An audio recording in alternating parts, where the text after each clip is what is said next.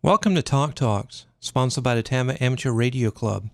In this presentation, Section Manager-elect Mike Douglas, W4MDD, stops by for a section update.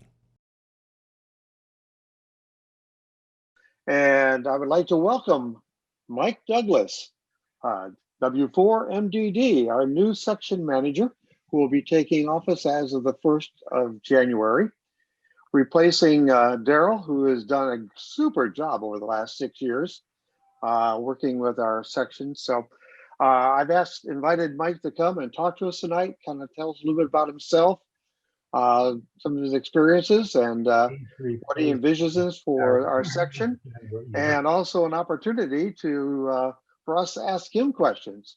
So, Mike, it's the floor is all yours. He doesn't have his ball cap on right now. First off, let me start by saying I'll tell you a little bit about myself. I'm a Yankee. I'll be honest. I grew up in Detroit, and when I was 12, moved to Chicago. My dad was transferred there on business, and that's where I spent the majority of my life. And came down here about 4 years ago. Was over in Fort Pierce, living in a 21-foot travel trailer.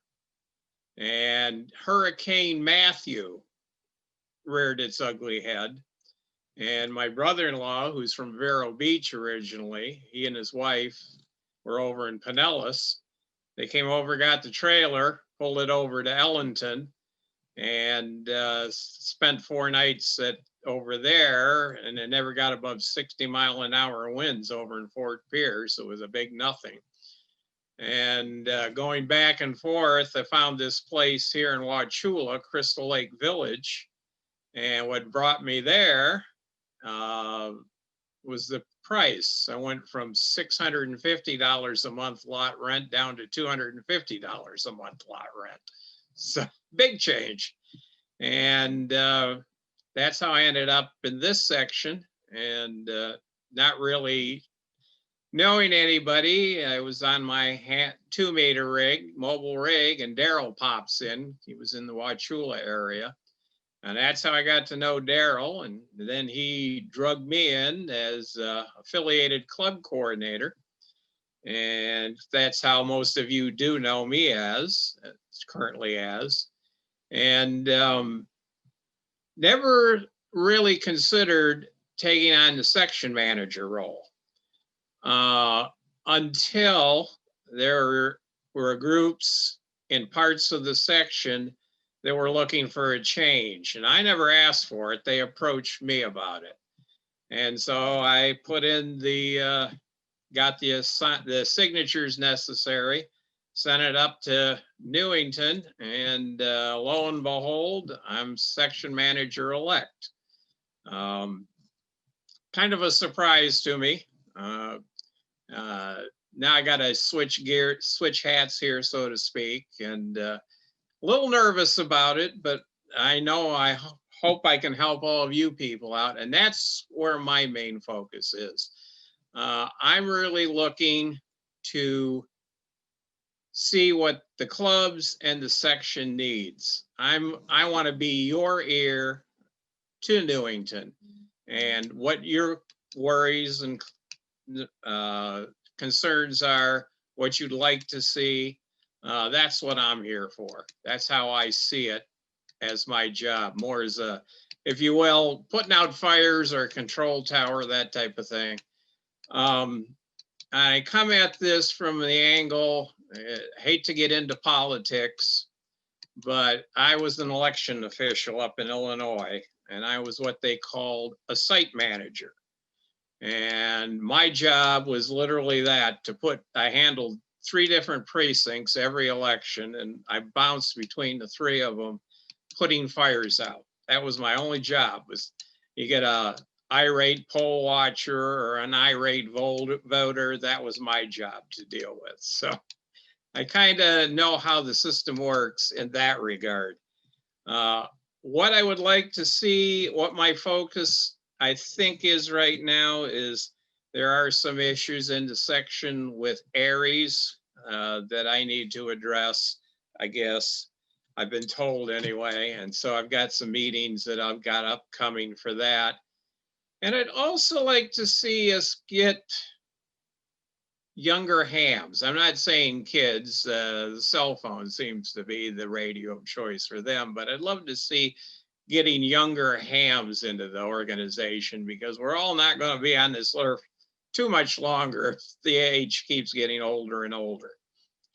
Yeah, that's what I'd truly like to do. And as I say, I have no real agenda. I am what you people need me to be. And that's how I see the job. Well, Mike, you hit on one of the areas that is very much of a concern to us at TARC, because we talk about it all the time. And as you kind of look at who's present tonight, this is a good example of the age group of TARC, as with most radio clubs, it seems like. So you really hit on a good topic, and maybe we could talk about this a little bit more about what do you have any suggestions or some thoughts on going after a younger population?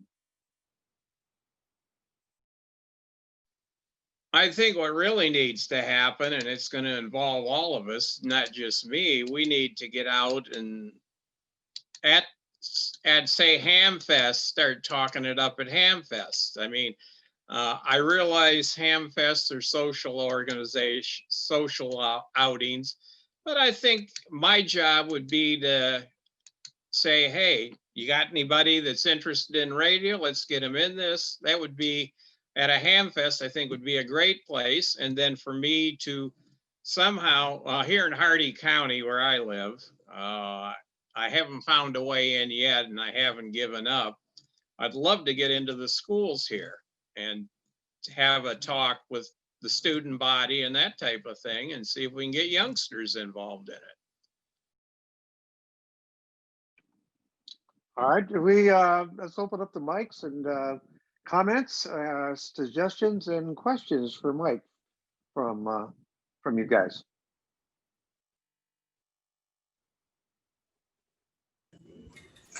All right. This is Frank, KG.H. Frank, go ahead. Yeah, first of all, hi, everybody. I'm kind of new to the area here. I think that Mikey had a great idea with introducing each other at the Hamfest. I think that's something that, we all like to go to Hamfest. We all like to tailgate. And how many times do you go through it? And, you see your old friends and people like that, but why not introduce yourself to other prospective hams or hams there to get them involved? I think that was a great idea. Hal, you had a comment? Yeah, I'm Hal Chase, WNES. I live in St. Pete. I'm a member of Spark and the Wormhole. And actually, I'm kind of listening to the Aries Net in the background. But anyway, younger hams, Spark, we have a 10-year-old, which brought our average age down to, I think, 98. Which is, he's even kind of helped out with one of the nets in the evening, obviously with somebody's guidance and all that, but he's doing great. And yeah, I'm not saying we have to go out and get junior high kids and all that, but I'm wondering, and I'm not really into satellite or all that, but an ISS contact through a school, could you wanted to get into a school to get interest and stuff like that for like high school kids and whatnot. I'm wondering if there was where you can set up for the space station as a contact there.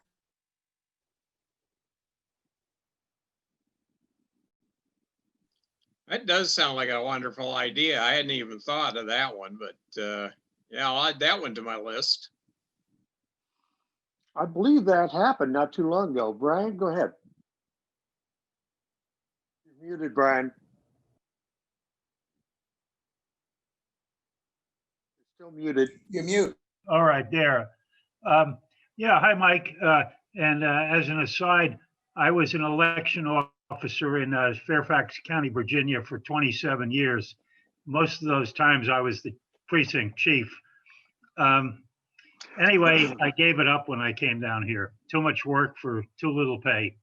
Anyway, thinking of the Boy Scouts, somebody had a box of books they dropped by the clubhouse here, and some of them were old Boy Scout handbooks and stuff. I remember they had a radio merit badge, and that's don't know if anybody volunteers for that, but I remember you had to go to somebody who was designated to be the the merit badge chairman for that badge, and they helped you out get the badge. We had a bunch of Boy Scouts here. Of course, our ringleader, Bill Webb, what is it? N4WEB. Bill Bode is a scout leader. We never really discussed it with him, but he did. There were at Field Day about 2 years ago, we had a troop of Boy Scouts show up. The timing was bad. I don't think they got too much out of it, but that's another avenue I would think to get youth in. Once you get like a Boy Scout hooked, like I got hooked.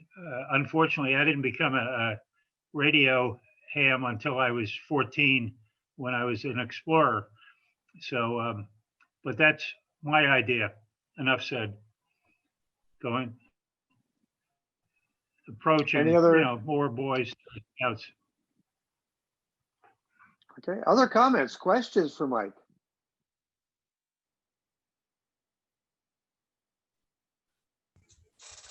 I'd just like to do a thank you to Mike for logging in or whatever you want, checking in Steve, KM4VRK, over these past several weeks into the EagleNet. He's a good friend.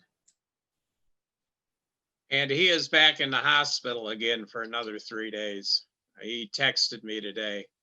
The treatment that he had, here's what happened. He actually, the cancer is in remission, but he had pneumonia and a fungal virus, and the treatment was working, and then it just kind of stopped. So he texted me today because he lives not far from me. I can almost ride a bicycle to him. He is back in there for about 3 nights trying another treatment.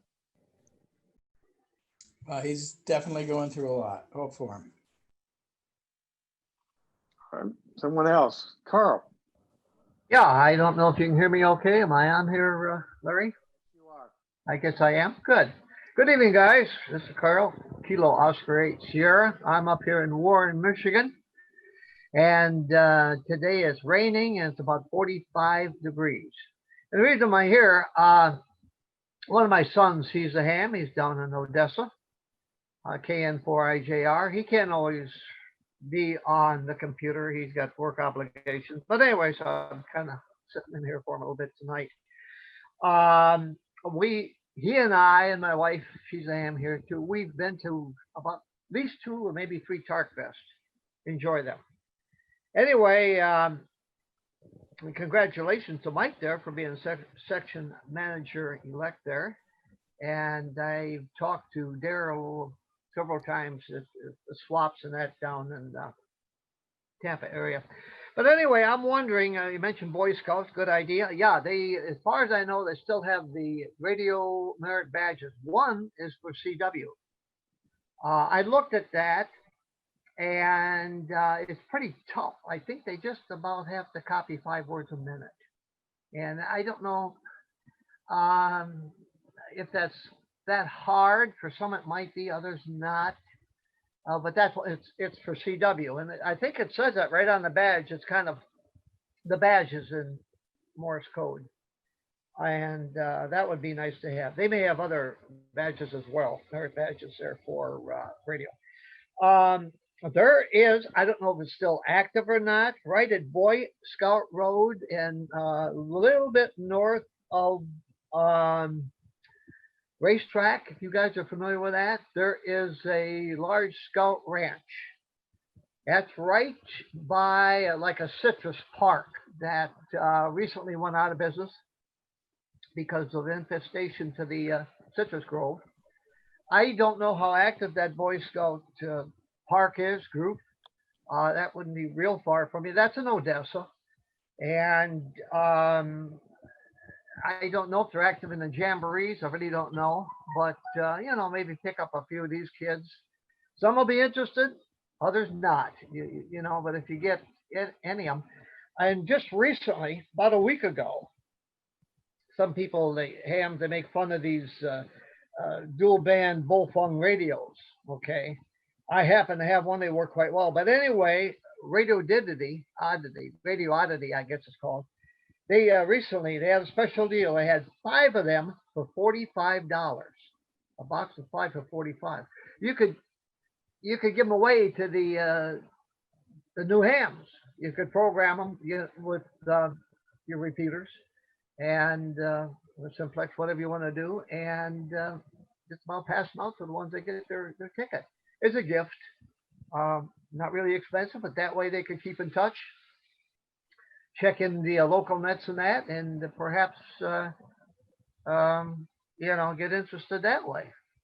So yeah, I always have to look for new talent for sure. It's not easy. There's just so many distractions. So it could be a little difficult. But hey, you're bound to get some new ones, and that would be great. So that might be a thought there for Mike as he takes on his new project there as section manager there. Get him elected. Are you referring to Flaming Arrow Boy Scout Camp? No, that I don't believe that's what it's called. Oh, okay. It's Camp Borrowing, or Bahrain, or however you pronounce that. And our N4WB, our president, already is involved in that. Oh, okay. So you're familiar with it. Very good. Yes, Very and good. also the Tampa Amateur Radio Club did the radio giveaway as well. Pass your license, get a Baofeng. Okay, good. The only reason I asked that is my brother-in-law, KT4WX, KJ4AW. His name's Tim. He's with the Lake Wales Amateur Radio Club. He lives right out by Flaming Arrow, and every time the field day, they do a thing out there at that Boy Scout camp, and seem to have a good time. All right. Any other questions or comments for Mike? Mike, this is Biff, K4LAW. One of the things I would like to see done in the section is get kind of like a council together of single people from who are in the leadership of various larger clubs in the section, and have them sit down on a Saturday afternoon, maybe even over lunch, and talk about things that work and things that don't work for their clubs. We've had a lot of experience in raising and growing our club, and we've done a lot of things that we thought were going to be just like dynamite things, and we've found that a lot of those things were dynamite and they blew up. So we've had a lot of successes, and we've had a lot of failures, but I would think that there would be a great benefit for clubs, like a senior officer in each of the clubs, to gather together maybe even once a year and just sit down, maybe over some food, and talk about some of the things they're doing in their club that works. We don't have a monopoly on ideas. Certainly we don't have a monopoly on good ideas, but if you really think back, many of us who are long in this hobby became involved right at the cusp of puberty, right around 14. And I think that was my parents wanting me to stay away from girls, but it certainly was effective, if nothing else. But I would think that if you got everybody from the clubs together, or got all the clubs together and talk about the things they've done to boost their membership, to increase their licensees license class, to do all of these things, I would think that would be like a really good workshop for an afternoon, where you could share a lot of ideas with other clubs in the section, and maybe get things done. I know we have a couple really old clubs, not just the members are old, but the clubs are old in the section. Spark and TARC are both about 100 years old. and most of their members are too. But that's a lot of experience and a lot of years of doing a lot of things, and it's an idea that I've always been disappointed that nobody's ever really done that in the section, because there's a lot to learn from a lot of different folks, and I just that may be a good source, a good laboratory for ideas, because I think that most of the stuff that occurs uh, along those lines occurs at the club level. I remember when I was growing up in Fort Pierce, and I'm from Fort Pierce, by the way. I don't know whether you knew that or not, but when I was growing up there, it was a club that I got into to teach me Morse code, to teach me the theory, to test me, to get me on the air, to get my equipment going, put up the antennas with me. And it's the club setting that offers the most structure for newer participants in the hobby. And strengthening the clubs, I think, in the West Central Florida section should really be high on the top of your agenda. I could say Oh, I something do here. agree. I do agree. And my plan is, yes, to attend the Ham Fest if and whenever they get back going again. But I want to focus on going to club meetings since I'm retired and Daryl's still working and couldn't do that too much. And that's no fault of his. But I do want to start attending all of the club meetings in the entire section. I mean, I may not get them every month, but I would like to take say your section and start there, and then maybe the south section, and then the inner counties, that type of thing. I just want to get to meetings and get to know people. And I like your idea, Biff, and start the ball rolling by my attending meetings, and then say, hey, how does this sound? Let's do this. Well, we're going to probably make it easy on you, Mike, because one of the things that we've taken as a lesson of COVID is we're going to start having participation in our meetings, both in person when that happens again, if that happens again. We're going to have in person, and we're also going to augment that with people being able to Zoom into the meetings as well. We found that we have a greater average attendance on Zoom now than we were in person, because in person, you're tired, you've been home, been at work, and you're finishing up supper and stuff like that. And it's really easy to blow off a club meeting. But if you can just sit down, in your t-shirt and, dial up the Zoom, and, and that's one of the lessons we've learned. And we'll be kind of incorporating kind of a studio into our meeting room. So we'll be able to televise our meetings over Zoom if and when we get back to where we can actually have live in-person meetings. That'll make Mike, I will be sure to keep you on our email list so you know of our upcoming meetings, and please feel free to drop in anytime. We'd love to have you. Oh, I do appreciate that. And what I'd love to do is get a club here in Hardy County, but talk about getting hams. Would you believe there's only 6 of us in Hardy County? Yeah. That's 4 more than I thought there was. Hey, Mike, can I make a comment here?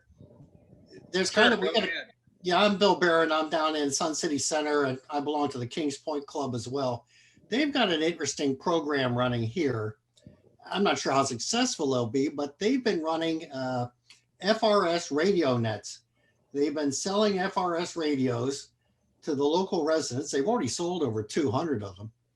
And they basically run a disaster net every Wednesday morning, where the residents who have these radios get to check in. And they've enlisted, I don't know, a dozen hams to get their GMRS licenses to be additional listening stations above and beyond what they can get out of the main club station with its big antenna. Now, whether or not this will really be successful or useful in an emergency, I don't know. But one thing it has done is generated a lot of interest among the residents, and they're passing this on to their families, and hopefully kids as well, if you would, hey, maybe radio's interesting. I know they have at least 3 or 4 people at that club that have expressed an interest in getting their technician license, having gone through this. Obviously, a number of the people have gone and gotten their GMRS license because they got a little frustrated with the FRS radios.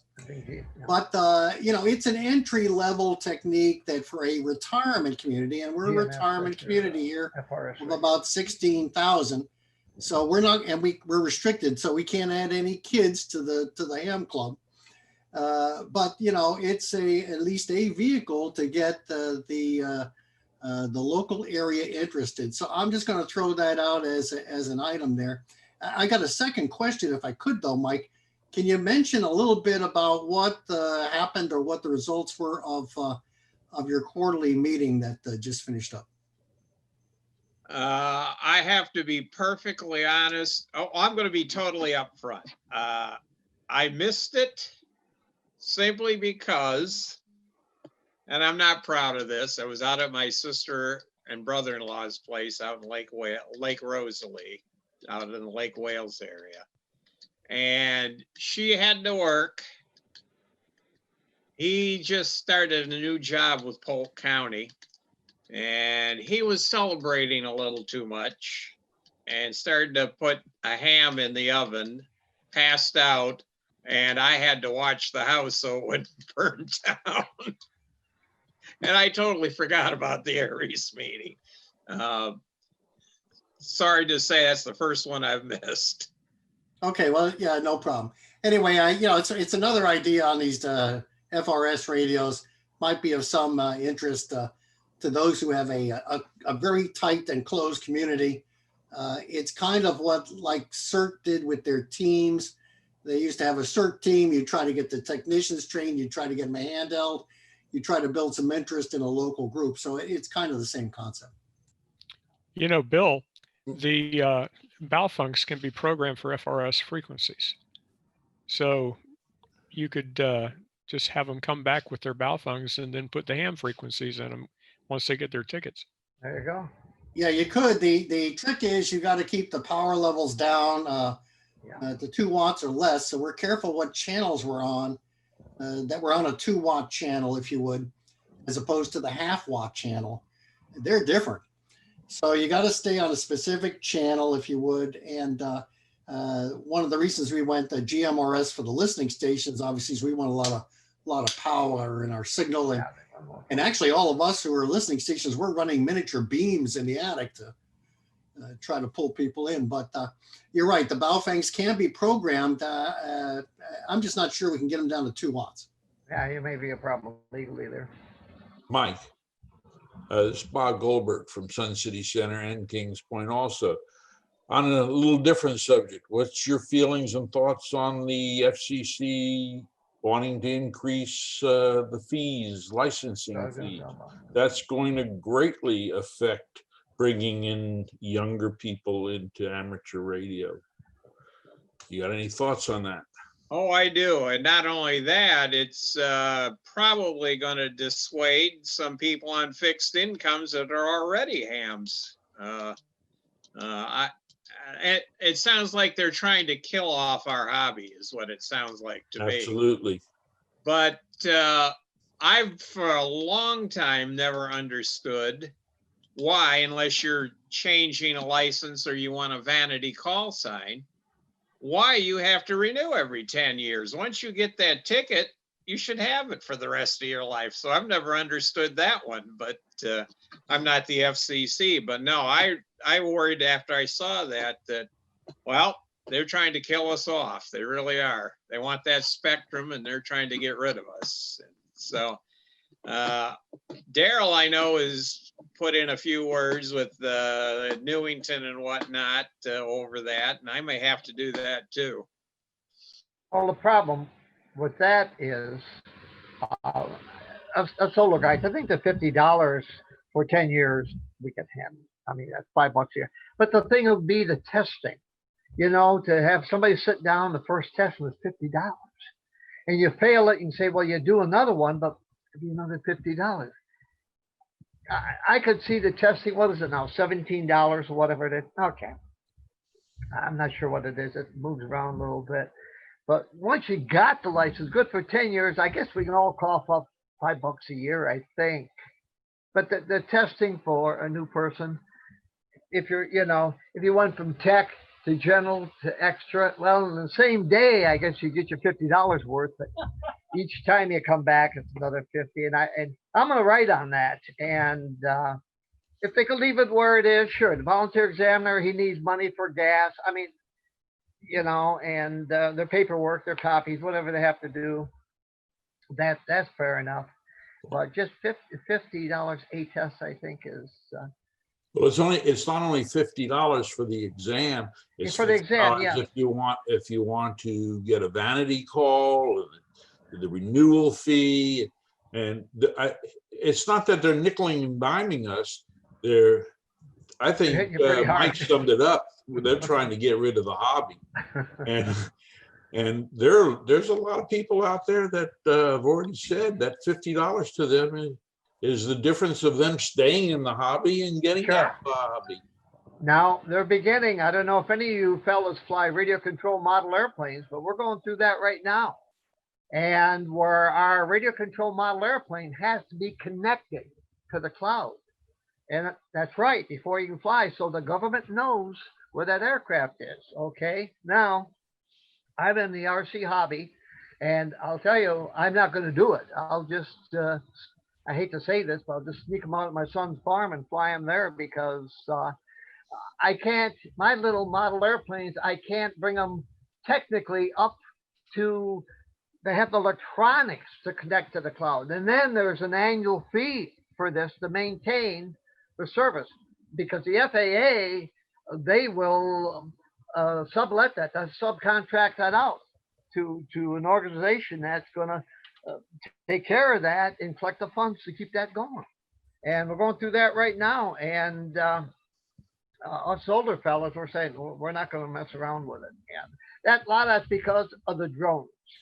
Now the drones, if they're being used for commercial purposes, for traffic control or weddings or something, or for a contractor, that's different. They're making money from it. But for me, just flying a model airplane around that I built since I was a kid, mine are all electric. They got electric motors and they just fly around. But it's so, we're going through that right now. And a lot of my model airplane friends have, we won't do it. We'll just go out somewhere and fly till we get caught, and then we'll worry about it then. I already tested several radio control operators, and it wasn't because of their having to connect to the cloud, because that recently came up. This was because they were operating on a frequency that required them to be licensed. Yes. And I had to give them the technician's exam. Yeah. Several of them came to me and we sat them down. That's how I got in the hobby.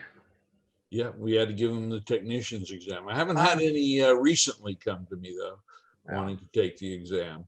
Yeah, I got mine on one of them on 6 meters, but now we're all. Mike, do you have any? What's coming up in the coming year that we've got scheduled for the? I know you got TechCon coming up, correct?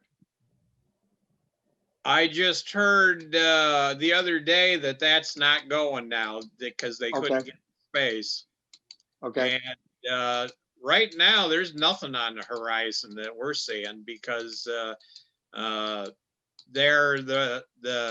even though Tampa Bay Ham Fest is tentatively still on for December, Newington is not having anybody come down, and that's the biggest reason that Hamcation didn't happen this time around is because if they came down, they get back, they have to quarantine for 14 days. So they don't see anything on the horizon in the immediate future. Okay. All right. Other questions? Comments? On the going back to the subject of getting younger people into the hobby there, once the COVID-19,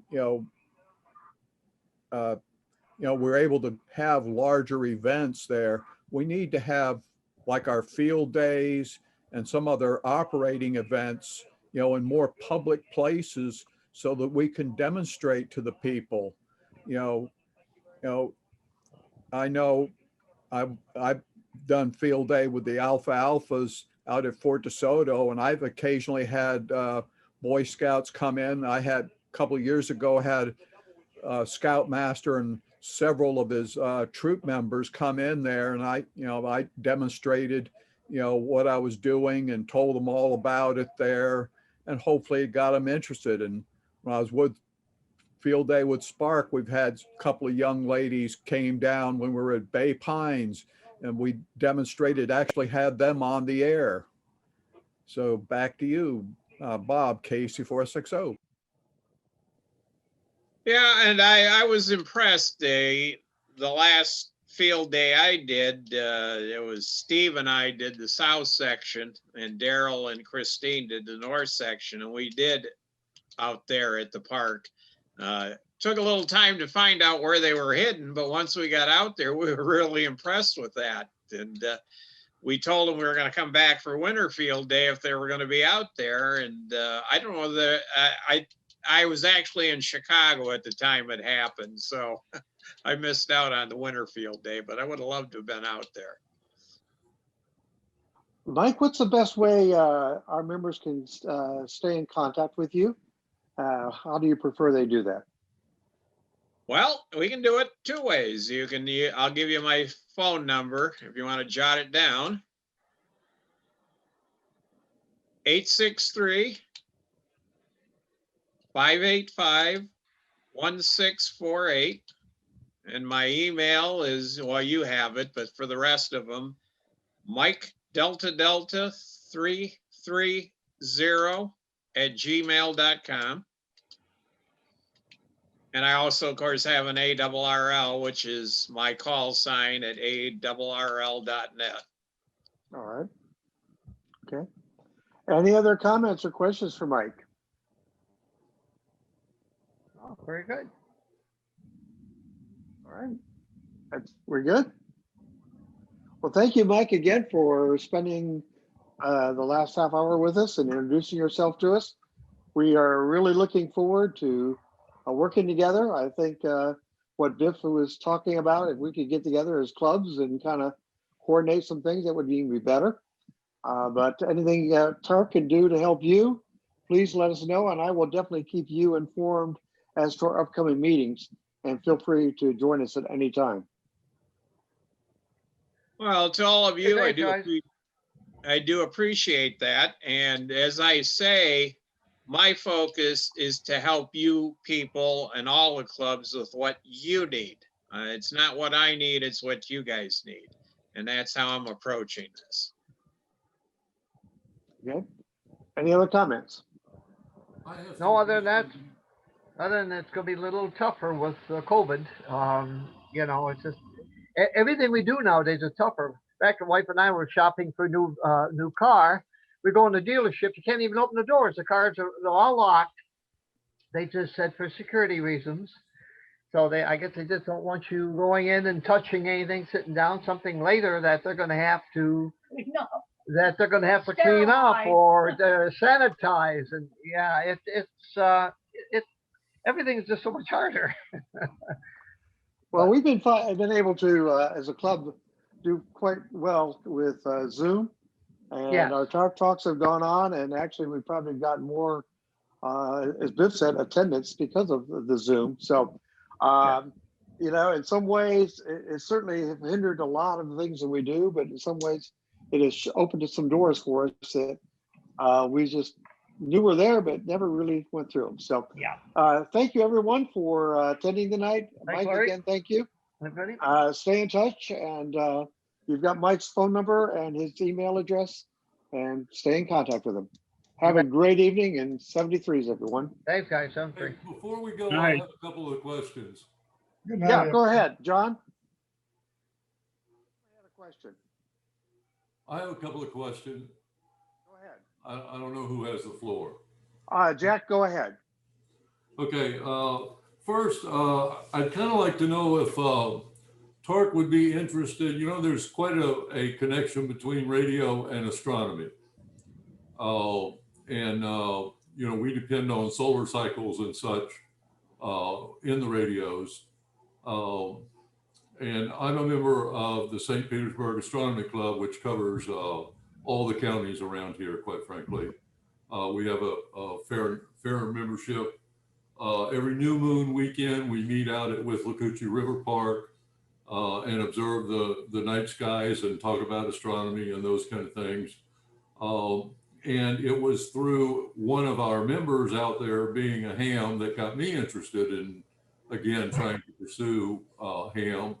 And I think if we could do something like a field day out there on a new moon weekend, like a Saturday afternoon or something, and share with the folks what we're doing in radio, and we could probably stimulate some interest in some folks taking the test, getting licensed, and joining TARC. So I'd like to know first if we might be interested in trying to do something like that, and I can certainly be the coordinator. Jack, why don't you email me, please, with the information, and I can coordinate that with the board at TARC, and we can talk a little bit about that. You can reach me at Kilo Mike 4 Lima Echo Whiskey at gmail.com. Just Okay, shoot me yeah, I know your email address.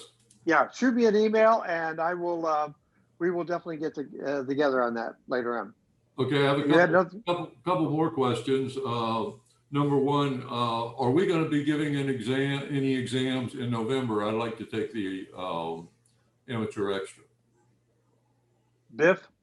Yes, we will be, but I'm not sure, Jack, which Thursday it's going to be on, because we run into a problem with Thanksgiving. I don't know whether it's still the last Thursday of the month, but normally it would be the last Thursday of the month, except for sometimes November and December. That was the reason for my question. So if you just keep me informed, I'd appreciate it. Yeah, we'll do that.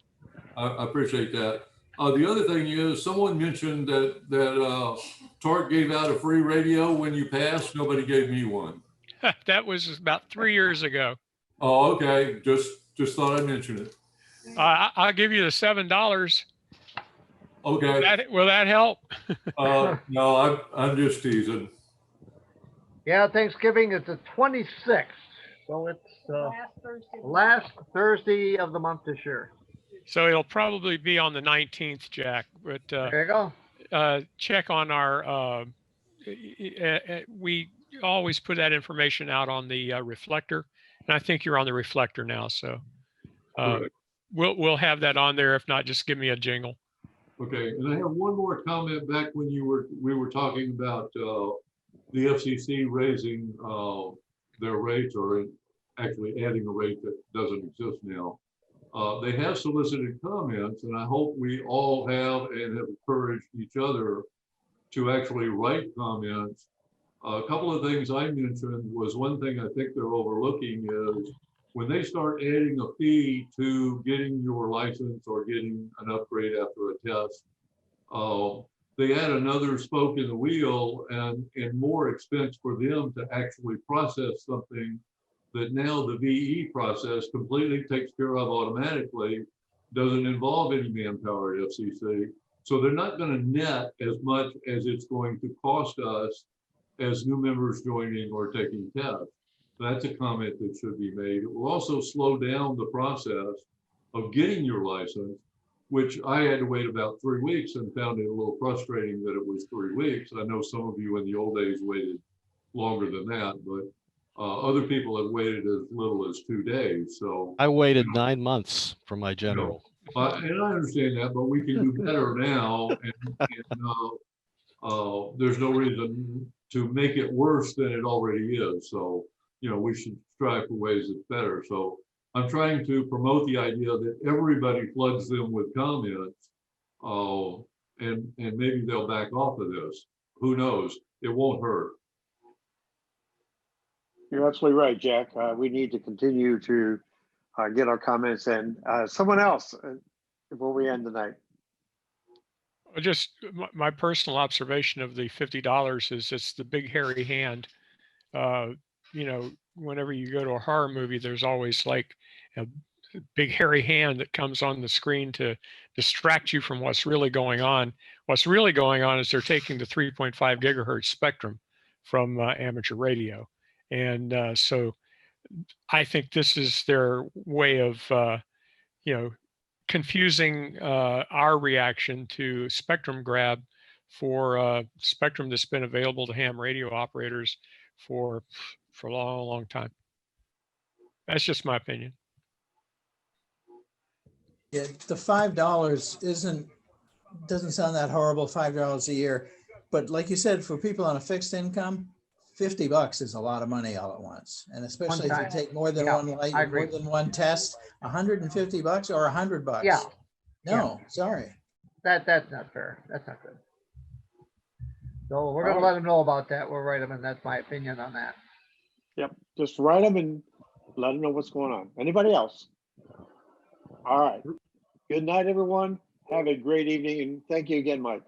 Good night, gentlemen. Take care. And thank you to all of you as well. Thank you all. Look forward to working with you.